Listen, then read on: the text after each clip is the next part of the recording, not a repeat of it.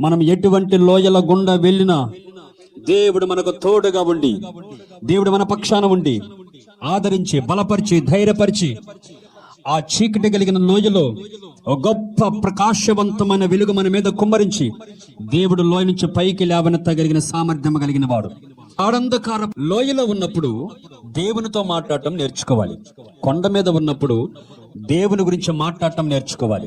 లోయలో ఉన్నప్పుడు, బాధలో ఉన్నప్పుడు, కష్టంలో ఉన్నప్పుడు, ఇబ్బందుల్లో ఉన్నప్పుడు, ఇరుకుల్లో ఉన్నప్పుడు, వేదనలో ఉన్నప్పుడు, శోధనలో ఉన్నప్పుడు, సమస్యల వలయంలో ఉన్నప్పుడు, చిక్కుకుపోయినప్పుడు, ఒంటరితనంలో ఉన్నప్పుడు, చీకటి కలిగిన స్థలంలో ఉన్నప్పుడు, ఆదరణ లేక, పలకరించేవారు లేక, పరామర్శించేవారు లేక, ఒంటరిగా బాధపడుతున్నప్పుడు నువ్వు దేవునితో మాట్లాడటం నేర్చుకోవాలి. నువ్వు ఉన్నతమైన పర్వతం మీదకి, శిఖరం మీదకి ఎక్కినప్పుడు, కొండ మీదకి ఎక్కినప్పుడు దేవుని గురించి ప్రకటించడం నేర్చుకోవాలి. ఒక్కొక్కసారి దేవుడు ఎందుకు లోయ అనుభవాలు మన జీవితం తీసుకొస్తారో తెలుసా?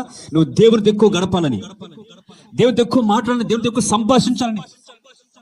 నీకు దేవునికి మధ్య కనెక్షన్ తెగిపోయింది, ఎదిగావు గనుక, ఉన్నతమైన మెట్టికి ఎదిగావు, కనెక్షన్ తెగిపోయింది గనుక నువ్వు తిరిగి ఆ సంబంధాన్ని కలిగి ఉండటం కోసం ఒక్కొక్కసారి దేవుడు మనకు అనుమతిస్తాడు లోయకు అనుభవాలు.